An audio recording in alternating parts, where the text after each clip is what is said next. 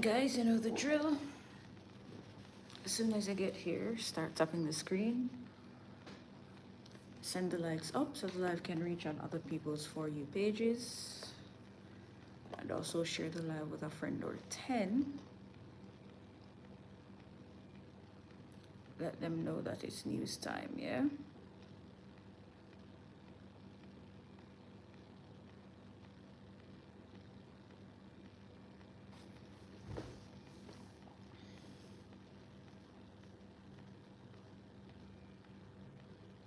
Hello, boss lady. Good night.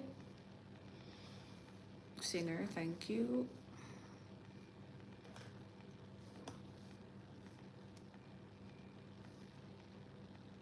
Thank you for the rose, Mr. Coley.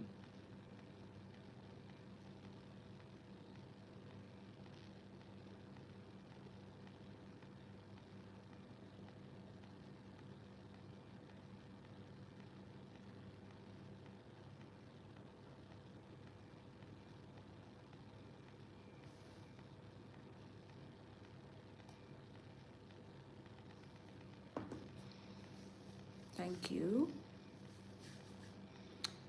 So let's get to 1,000 likes real quick. Maureen, good night.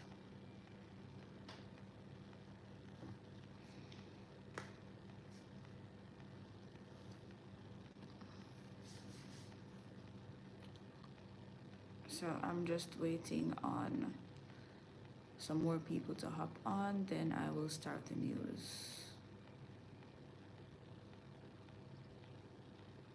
Hello, Claudette.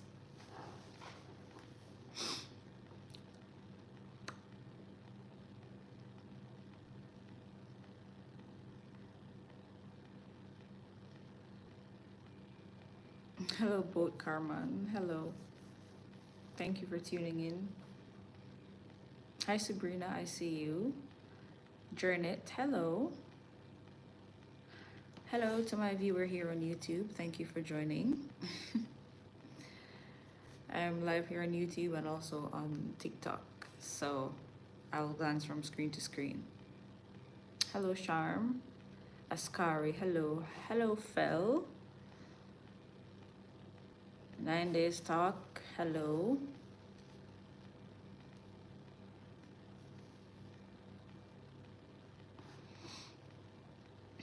Troy Daly, hello. Michelle Brown, how is the bird? Well, my two birds are okay. They're in their cage, they're sleeping. Well, they should be sleeping. Hello, Gracie. Frank, hello.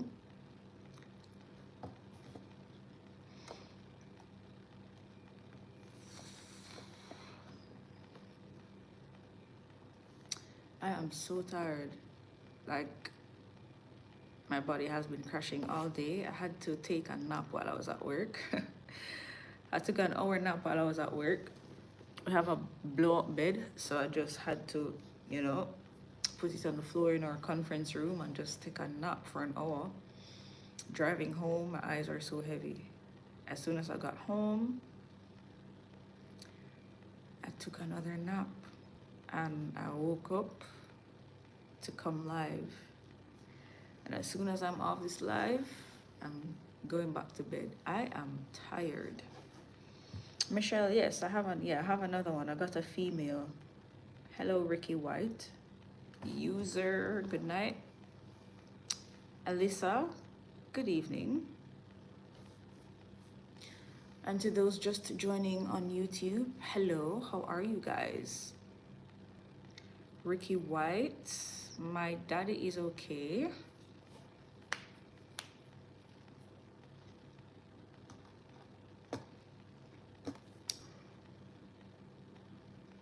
Oh, whew.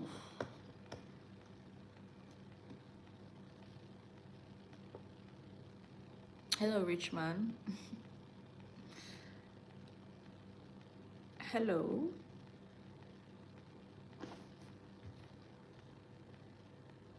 Davian, good night. Yeah, Michelle, that's a plan. Janet, my birds are okay. They're both in their cage. They're sleeping. I'm okay. I'm okay, Ricky. Just tired. All right, guys. I'm going to get into it now. Simple. Hello. Oh my God. I'm so tired. I'm tired.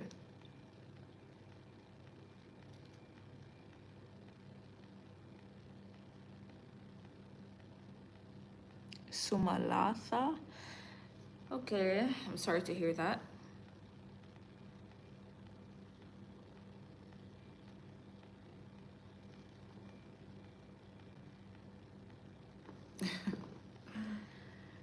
User. Oh, my name is not Abigail. Janet. Oh, you got through with the person that for the bird. Carl Bennett. Hello. Shout out from. Thank you for tuning in from Jersey. Thank you for tuning in. Boat Carman. I used to read news on TV. Yes. Delroy. Hello.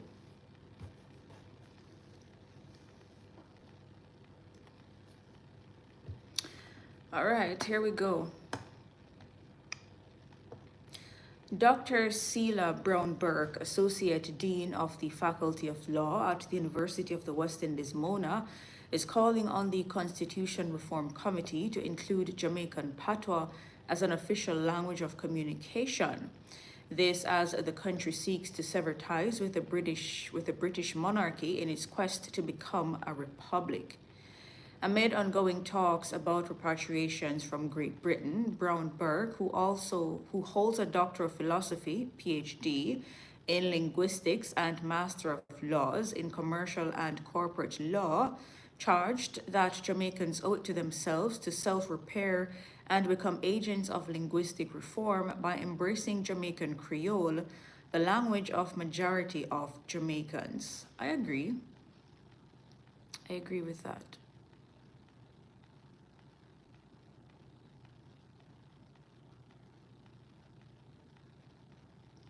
I agree with that one.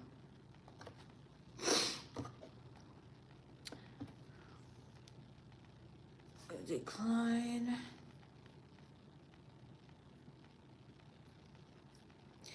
The Independent Commission of Investigations, INDICOM, has commenced investigations into the fatal. Hold on. Hold on. Okay. All right, here we go.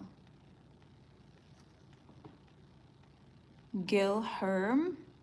Hello, if that's how you pronounce your name. Hello. Delroy, good night. Grinch, hello. All right. The Independent Commission of Investigations, INDICOM, has commenced investigations into the fatal double shooting of two brothers on the Spanish Town bypass on Thursday and a fatal shooting on the same day involving Rossani Alexander on the Port Henderson Road in Portmore. The three men were reportedly killed by lawmen. These latest incidents pushed the number of people who have been fatally shot by the security forces so far this year to 35, 7 of which occurred in this month. Last year, 9 people were fatally shot during the month of February. INICOM says its preliminary investigation into the death of Alexander suggests that his death transpired from a tussle between the now deceased and police officers. In the double fatal shooting, reports are that police have suggested that it was a shootout which resulted in the fatal shooting of the brothers on the Spanish Town bypass. In each of the incidents, a firearm was reported as being seized from each deceased man. No body-worn cameras were reported as being issued or worn by the officers in any of the fatal shooting incidents. On Thursday, security forces moved quickly to clear a roadblock mounted by residents near Okra Lane and De La Vega City following the shooting of the brothers by the security forces. They have been identified as 44-year-old Everton Spike and 33-year-old Jason Spike, both carpenters of Port Henderson Road, St. Catherine. Angry residents are disputing the police's version of events that led to their deaths. It reported that about 7:45 p.m., a police team was on patrol along the Spanish Town bypass when the two men were spotted in the vicinity of Okra Lane walking towards De La Vega City. The men were accosted by the team, but they allegedly brandished guns and started firing at the police. In each of the incidents, a firearm was reported as being seized from each deceased man. Okay, but why do they have a repeat of this in the story? Okay. Shika, hello. Grinch, a lot is going on. Smiley, hello.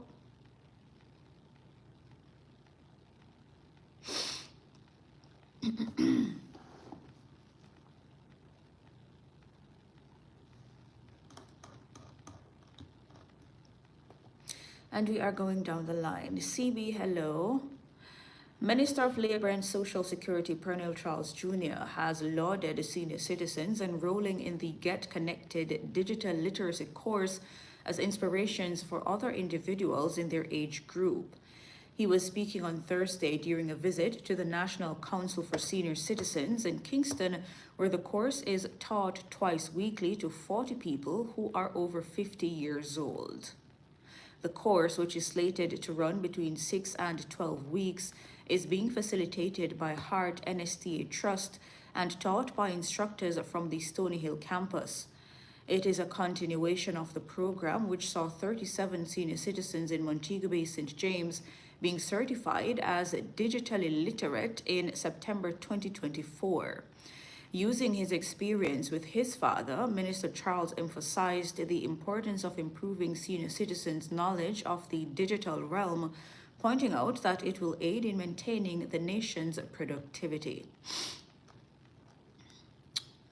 Not bad. KK Mommy, hello. Dane Palmer, hello. Dolly Tickers, good night.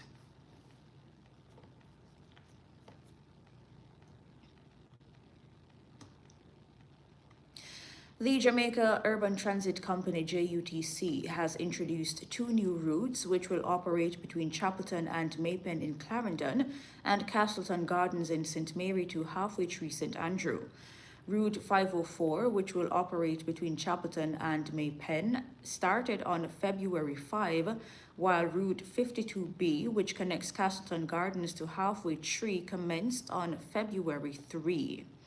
Addressing a recent post-cabinet press briefing at Jamaica House, Minister of Education, Skills, Youth and Information, Senator Dr. Dana Morris-Dixon, said the government remains resolute to introduce new routes for commuters.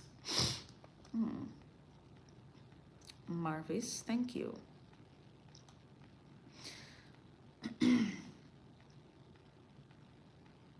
The St. Mary police are searching for a man who reportedly pointed a firearm at cops responding to an incident in Enfield in the parish on Wednesday. Reports are that lawmen from the St. Mary Operational Support Team were alerted to a stabbing incident that occurred at a shop in the Junipen community of Enfield. Upon their arrival, residents pointed out one of the perpetrators to the police team. It is further reported that as the police approached the suspect, the man walked into a yard and was pursued by the cops. However, as the lawman entered the yard, another man emerged from behind the house with a firearm which he pointed at the police. The cops drew their weapons and the gunman, upon seeing this, fled into nearby bushes. The stabbing suspect, 29-year-old Dylan Ferguson, was arrested and charged. It is understood that there were no serious injuries in the incident and investigations are ongoing.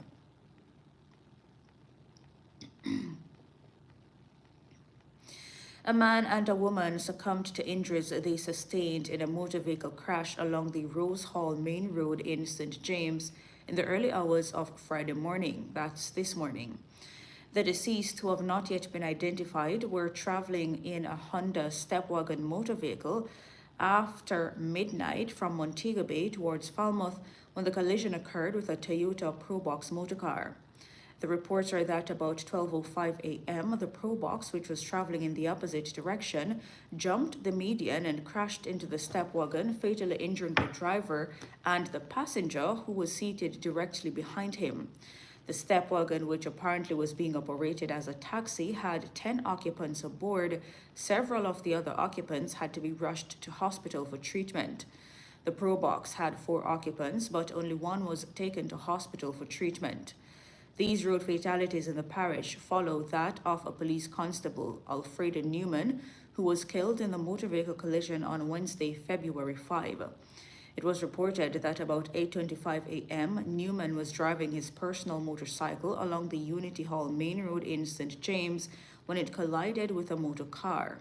He was rushed to hospital for treatment but later succumbed to his injuries.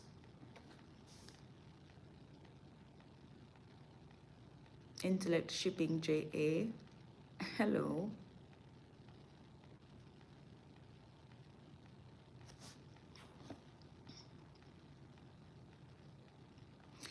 Can you do an ad for me? Sure, I can. Inbox me, send me a message with exactly what you want and your budget. Hello, Angela. All ports of entry are to be equipped with scanners as the government ramps up measures to protect their country's borders and prevent the flow of illegal weapons into the island.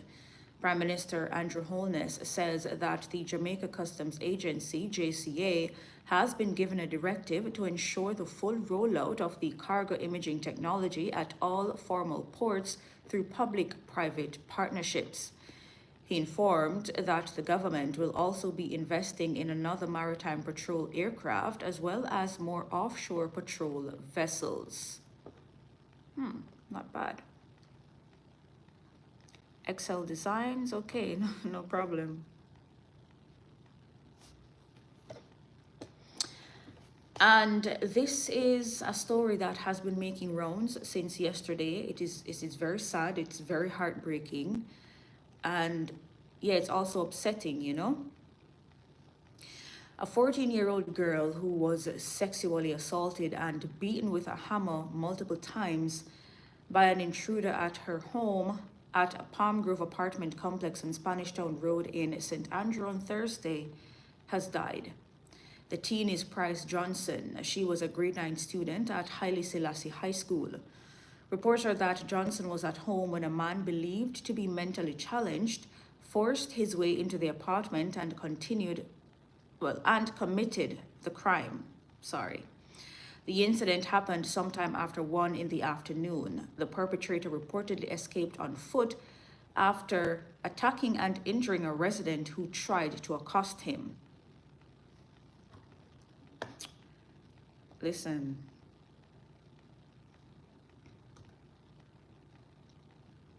At least that resident tried, but he was injured. But he tried. And I'm happy that he at least tried.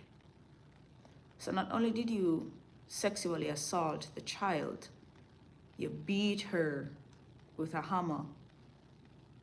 You bashed in her face, in her head.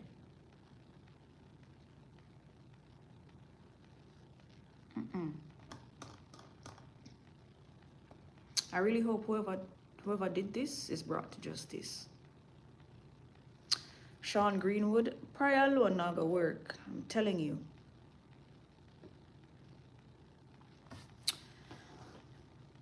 Prayer alone, you didn't hear it. A 14-year-old girl was sexually assaulted and beaten to death with a hammer at her home in Palm Grove Court on Spanish Town Road, St. Andrew, yesterday. And the police is appealing to members of the public to desist from circulating the nude photo of the 14-year-old girl. They're appealing to members of the public to desist from circulating the nude picture of the victim in the gruesome murder that occurred in the Palm Grove Court yesterday. They're appealing to the public to desist as it is distasteful, it is unacceptable for people to be displaying such indiscretion. It's so sad. Hi, Reese. Dolly Tickers, I'm sticking. Frogman, I agree. Am I sticking for anybody else? Maybe it's the internet on On maybe it's the internet on your end. Am I sticking for anybody else? Oh yeah, so maybe it's the internet on their end. Yeah. And an update on that same story, the St. Andrew South Police have named a main suspect in the gruesome murder of 14-year-old Price Johnson. The suspect has been identified as Imani Lignot. Commanding officer for the division, Superintendent Damian Manderson, is urging citizens to contact the police with any information as to his whereabouts. And I hope they do that, and I hope he is brought to justice. I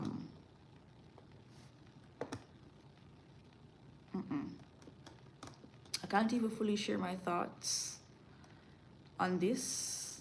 I can't. Not on this platform, but I hope he's brought to justice.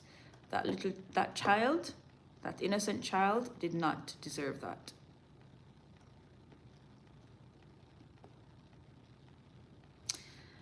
Okay, dance hall entertainer Kiprich has been named among several persons of interest as the St. Catherine North Police have imposed a curfew in the Top Banks and Marchpen communities of Spanish Town. The move by the police follows the killing of the reputed leader of the Ocra Lane gang, Everton Spike, and his brother Jason Spike. The police say the Ocra Lane gang is linked to a faction of the notorious Klansman gang led by the incarcerated Tesha Miller. Kiprich's given name is Marlon Plunkett. There are some other persons of interest, and the police are urging them to turn themselves in. Oh, wow.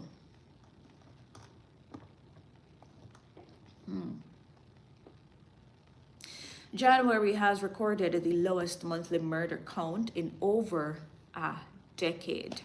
Prime Minister Andrew Holness made the disclosure on Thursday as he reflected on the country's downward trend in serious crimes.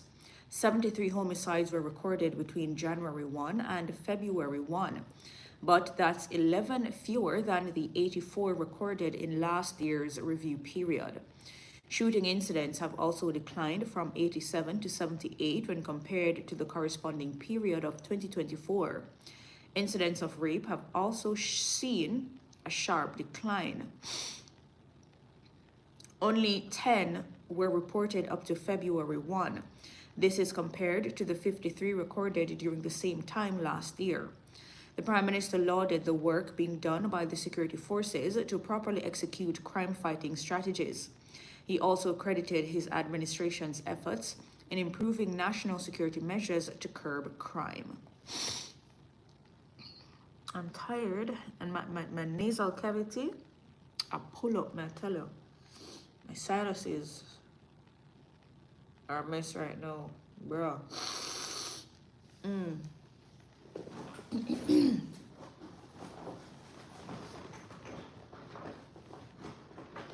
One second.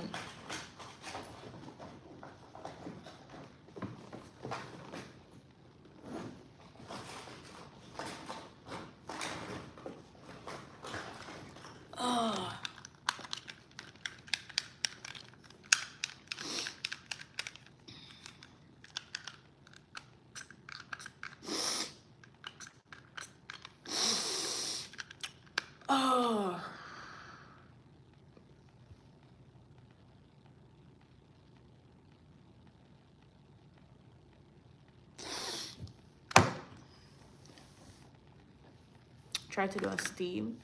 Yeah, I think I should try to do that. No, like it'll pull up, and then I know in a few minutes it will start draining. And you know when the sinus drains something, I hate it so bad. I hate it so bad. All right. Prime Minister Andrew Holness is once again defending his new social housing program. This time against a social media post he says is aimed at discrediting the initiative. He says the video is aimed at creating mischief and discrediting the government. Prime Minister Holness cites Operation Pride, a housing program launched under a PNP administration, as proof that the opposition is not fit to oversee housing. Oh, Lord. One man is believed to have died from the collision of a Jamaica Defense Force JDF patrol vehicle and a small motor truck on Friday, that's today. The Jamaica Fire Brigade confirmed the incident. Fire Chief Commissioner Stuart Beckford says the incident happened at the intersection of Bowery Road and Slight Pen Road around 9 a.m.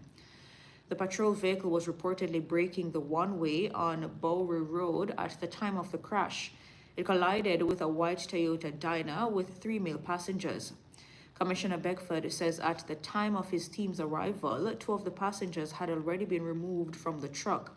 The third, who was trapped inside, was unconscious when removed. The fire chief says none of the JDF soldiers were injured.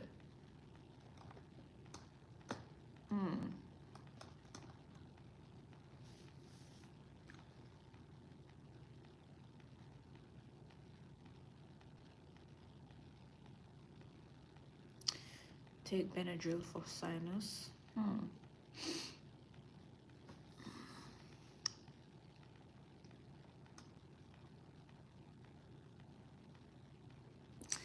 But Reese, the Ministry of Economic Growth and Job Creation had put out a release yesterday to refute those claims that the homes under the new social housing program are owned by the government. They say that's not true. The homes are not owned by the government. The recipients are the sole owners of the homes under the new social housing program. So, yeah. Gary Bowen, yeah. There is another round of curfews across several Manchester communities. The police say a 48-hour curfew in sections of the division has been extended. The latest extension will see the measure enforced from 7 p.m. on Thursday, February 6 to 7 p.m. on Saturday, February 8. For Williamsfield and Mandeville, the areas impacted include Royal Flat, Comfort, Mayday, New Hall, Albion, Green Street, Barnstable, Tulsa Road, and Hillside. In the meantime, the curfew in sections of the Kingston Eastern Police Division has been extended for another 48 hours. The police have advised that it will run until 6 p.m. on Saturday. The boundary extends from the Mountain Ridge at Mountain View Primary School to Cane River Falls in Bull Bay. From Cane River, it stretches down to the bridge at 10 miles and continues west along the coastline to Flag Circle at the bottom of South Camp Road. From there, it extends up to Vineyard Town and closes at the school. Persons are reminded to remain within their premises during the curfew hours unless otherwise authorized by the ground commander.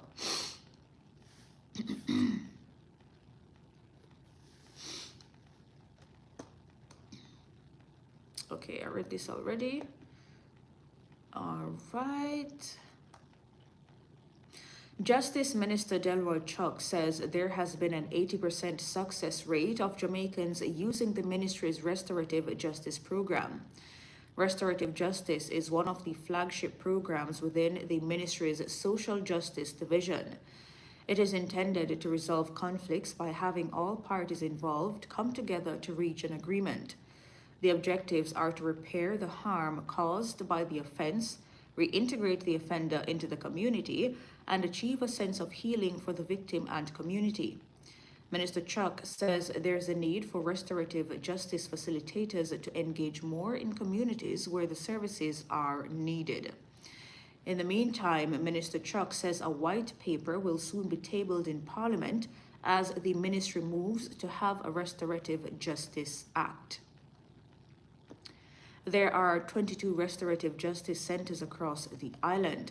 The program also has 300 facilitators who can go into communities, homes, and churches where their services are required.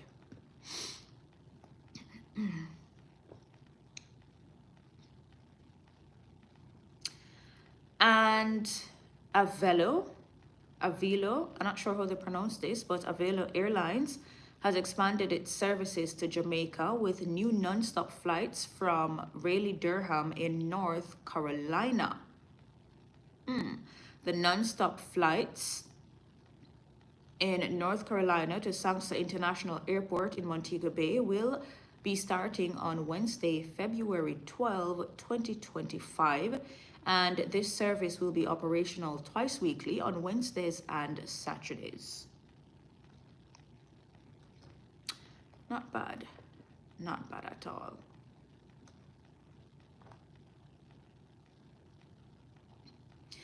Attorney at law and founder of Design Privacy, Chuck Cameron, is criticizing Biomedical Caledonia Medical Laboratory Limited for its handling of a data breach which compromised the accounts of tens of thousands of its clients. In January, hackers published online more than 70,000 files from the medical lab. Approximately 400,000 files were allegedly stolen from the facility late last year. The published data includes cancer screening, blood tests, and other patients' health and personal information. It is alleged that the files can be accessed and downloaded from the dark web.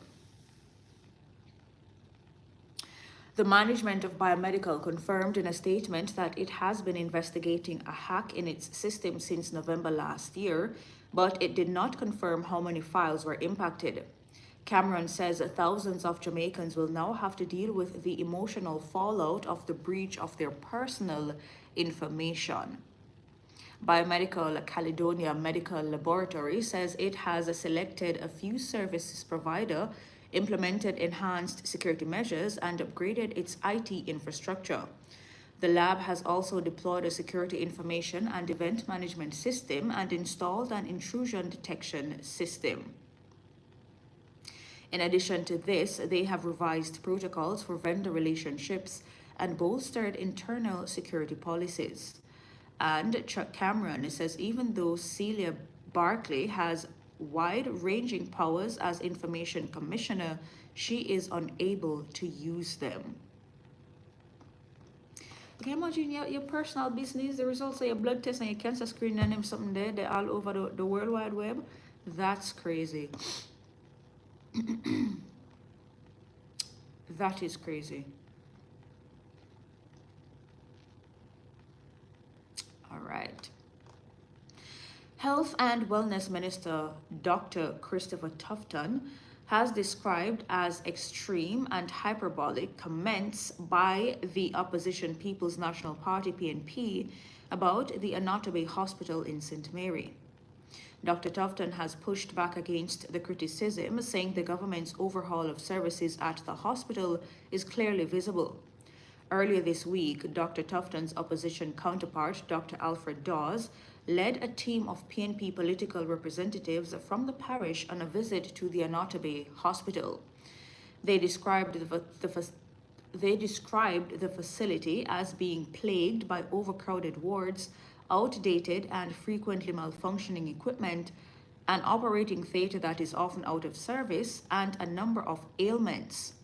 According to him, the upgrading of the facility to a Type B facility in 2023 was an announcement only. But Dr. Tufton is defending the work done to improve the hospital in recent years.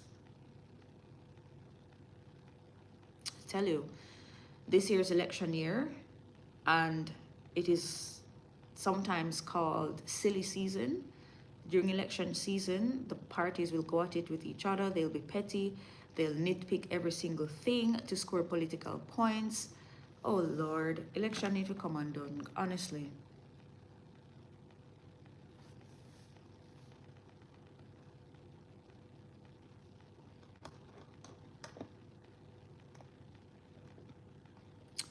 All right, so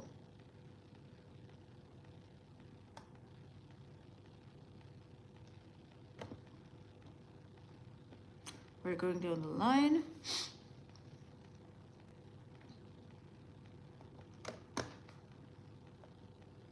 Jada. Thank you.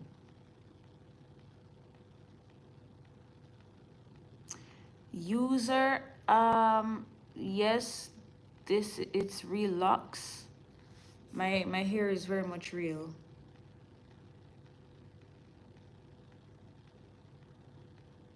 9 days talk. Yeah, honestly, like why? I don't know. Police have charged a 34-year-old man for the attack on the Sentence Bay Mayor Michael Belnavis. Charged is Chad Thomas of Ramble, Orocabessa, St. Mary.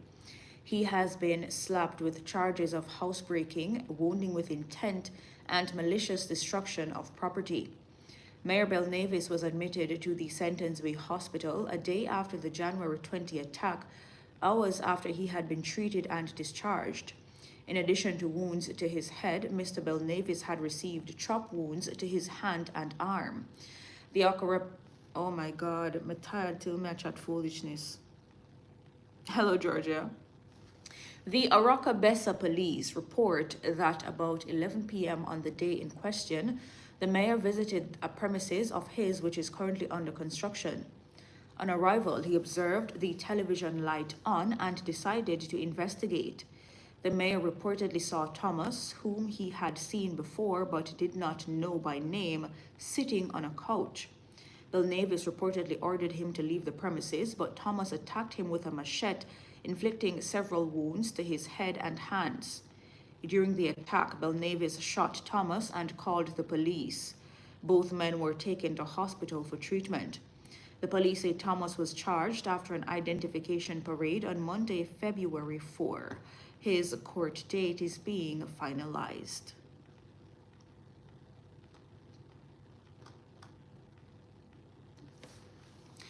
Director General of the Major Organized Crime and Anti-Corruption Agency, MOCA, Colonel Desmond Edwards, has confirmed that the anti-corruption body is urgently assessing the allegations of misuse of public funds at the Kingston and St. Andrew Municipal Corporation, KSAMC. Balfour, hello. Edwards says the agency has received informal information related to the alleged corruption saga. He says it was reviewing the available information in keeping with the agency's standard process. The MOCA head confirmed that the matter was being treated with urgency given the high level of public interest. The alleged misuse of funds at the KSAMC was first reported by Nationwide News on January 29. It follows the disclosure of WhatsApp messages and voice notes between then People's National Party PNP caretaker for Central Kingston, Lawrence Rowe, and the party's General Secretary, Dr. Dayton Campbell. In one particular message, Rowe questions the sincerity of the KSAMC to winning Central Kingston for the PNP. He laments that other PNP representatives were offered more money than he was. The PNP General Secretary responded that the money was distributed strategically as there were by-elections in other divisions. Hello, Jennifer. In another leaked message, a member of the mayor's administrative team tells Lawrence Rowe he may collect $300,000 but said the matter was not for public knowledge. Hundreds of thousands of dollars were alleged to have been distributed in select divisions to shore up the chances of political representatives. Dr. Campbell has denied any wrongdoing. The Jamaica Labour Party has called for PNP Dr. Dayton Campbell to be stripped of his public roles, while the PNP has accused the governing party of engaging in a reckless smear campaign. Be me forever. Good night. Tell you. Politics. Oh my God. Oh. And we're going down the line. We're going down the line. RJR's website always takes forever to load. It's crazy.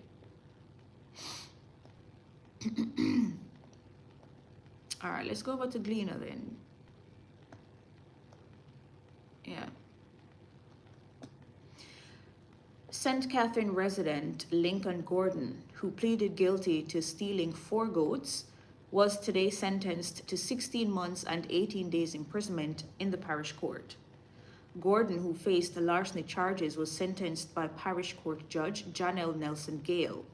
The judge told him that he was given a discount on sentencing because he pleaded guilty and for the time spent in custody.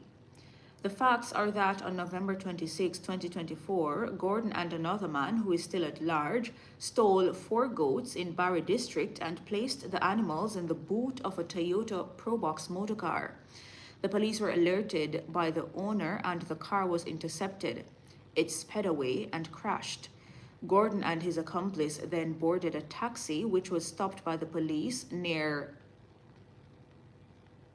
Gordon and his accomplice then boarded a taxi which was stopped by the police. While the police were arresting Gordon, his accomplice jumped into another car and sped away. Hello, Fiona. Yeah, man. Yeah, pretty larceny people them. Send them to prison. Lock them up. Them forget harsh punishment. Them too thief. People are work hard. I do them little farming for sustain himself and them family. And you with your big lazy self get up come thief the people them things. And expect to sell it and make money and just a bra for the people. No, send them to jail. Send them to jail. Send them to jail. In cases like this, I don't think paying a fine should be an option, because I'm just going to pay the money and then go do the same thing the next day. Send them to prison. Hard labor too. War Walker, yeah, I think the goats are okay. Denny Brooks, hello. Yeah, we need harsher punishment for criminals. Yeah, the slap on the wrist business not gonna work. A 17-year-old boy is among 2 males charged by the Clarendon police over a robbery in Tollgate that saw a gaming box and liquor valued at $800,000 being stolen. The teen and a 21-year-old Gregory Clark, both of Mount Clare, Mucko, Clarendon, are charged with larceny and housebreaking. Their court date is being finalized. Reports from the Four Paths police were that on Tuesday, February 4, a woman securely locked her business establishment and went home. The following day, she returned and found that there had been a breach at their establishment. She entered through the back door, which had been left open by the culprits, and checks revealed that a poker gaming box, a black monitor, and liquor amounting to $800,000 had been stolen. A report was immediately made to the police, and an intelligence-led operation resulted in the discovery of the items in a car operated by the man and the teen. They were subsequently arrested and charged based on the complainant's statement.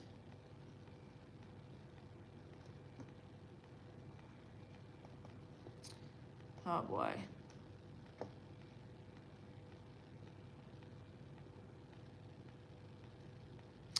With the government seeking to transition Jamaica to a republic, former Prime Minister P.J. Patterson has expressed reservations about a ceremonial president to replace the British monarch as head of state.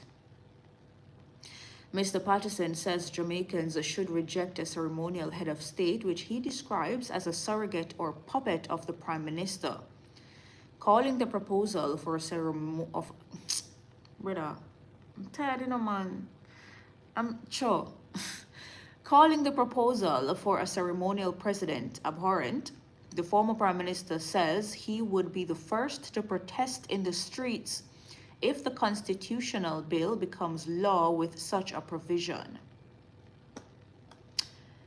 Well, hello Stanford. Captic, hello.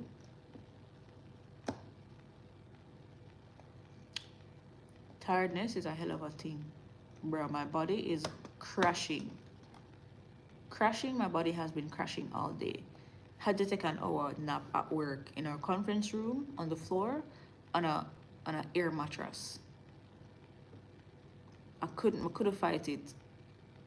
Yeah, Sabrina, as soon as I finish the news and I hop off live, I'm going to catch some shut eye.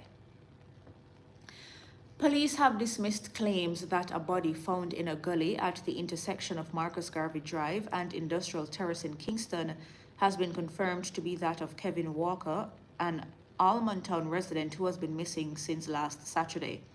Walker's relatives have been on edge since he left the community to conduct business regarding a rental car around 8 a.m. Saturday morning. They say that despite repeated cell phone calls, he has not been heard from since, and $800,000 had been withdrawn from his bank account. Their anxiety reached a peak on Monday when an unidentified body was found in a barrel in a gully at the intersection of Marcus Garvey Drive and Industrial Terrace. Police initially theorized that the body could be that of Walker, but said it was too decomposed to confirm. Assistant Commissioner of Police Michael Phipps said on Friday that they are waiting a post-mortem to determine identity and nothing has been confirmed. He said the state of the body is such that they cannot determine many things about it. He said that the truth is they got a relative of Walker to look at the body, but the state of decomposition wasn't helpful, so they are not sure, and they will rely on DNA to confirm the identity. Sad.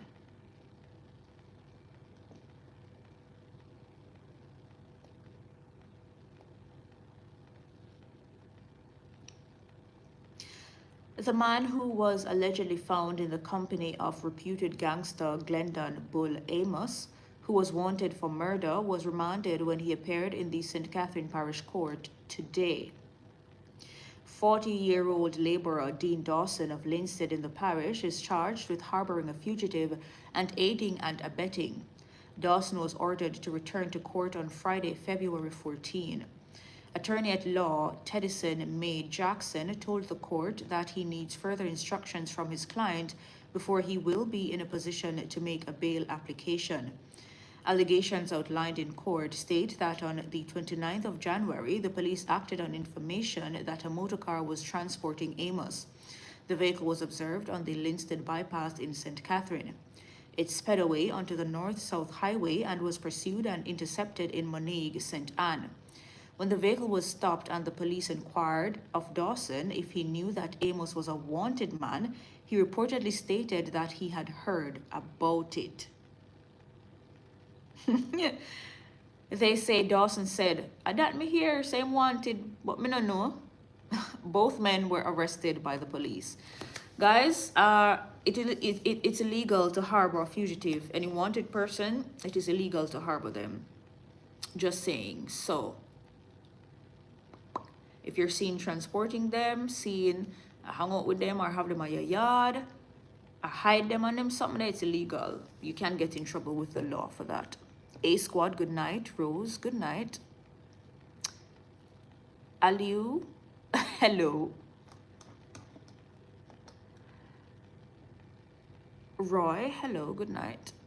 All right. Two men have been charged in relation to the January 8 triple murder in McBride Hill, Central Village in St. Catherine. 31-year-old carpenter Karen Hacker, otherwise called Killer, Reds, and Brown, and 28-year-old Damian Todd, both of Central Village, are charged with murder, possession of prohibited weapons, and possession of ammunition. It is reported that about 9:45 p.m., residents reportedly heard explosions sounding like gunshots and alerted the police. On arrival of the police in McBride Hill, they were directed to a premises where the bodies of 21-year-old Matthew Smith, otherwise called Cool J, 21-year-old Jaheim Ferguson, otherwise called JJ, and 20-year-old Giovanni Ferguson, otherwise called Gio, and Dada were found in the yard. The police force's communication arm says the Major Investigations Division arrested and subsequently charged the two men after they were positively identified by an eyewitness on separate identification parades. A court date for the men is being finalized. Aliu, thank you. Claudette, good night.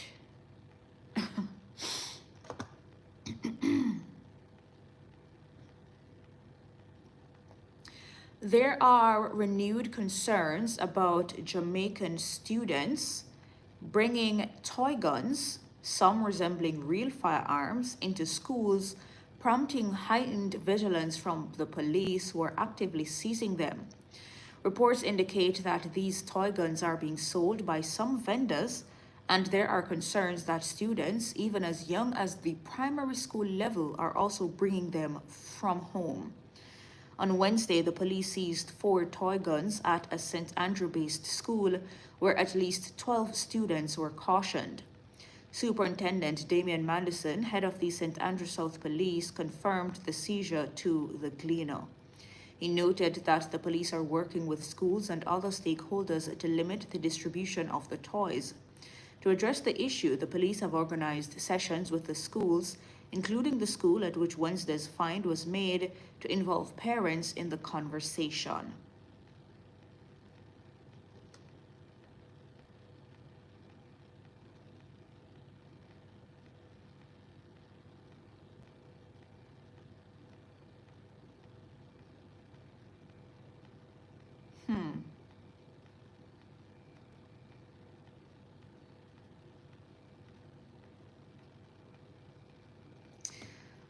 Oh, Lord.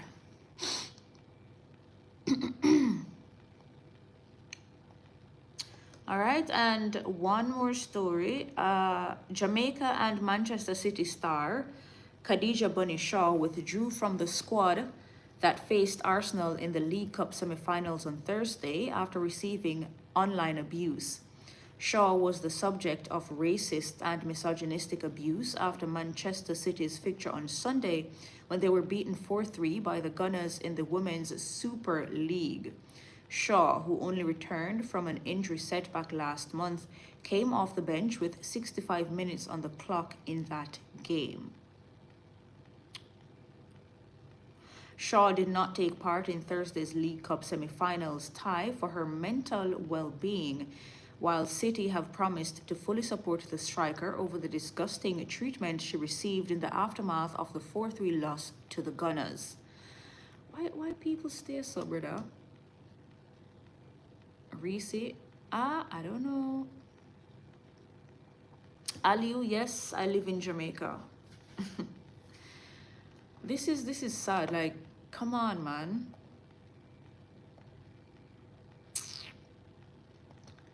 All right, I am refreshing to see if anything else breaking came in since we started the news, yeah? Because I was seeing some information on Twitter that a lot of gunfire is going on in Spanish Town. They're saying Spanish Town hot. So, you know. All right.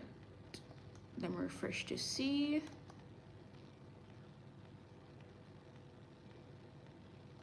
All right, there's nothing new that came in from the Observer. Let's see if Nationwide published anything new. Not seeing anything new from Nationwide. Let's try RJR.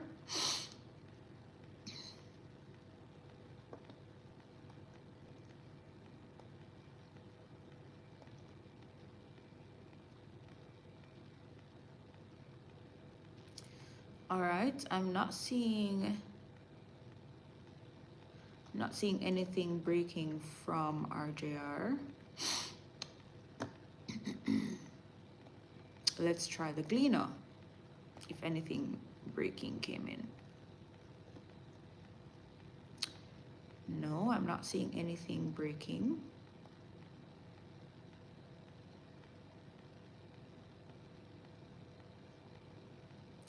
All right, so all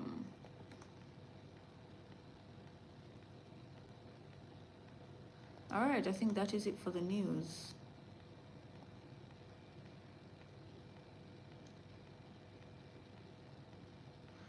yeah, that is it for the news. That will be all.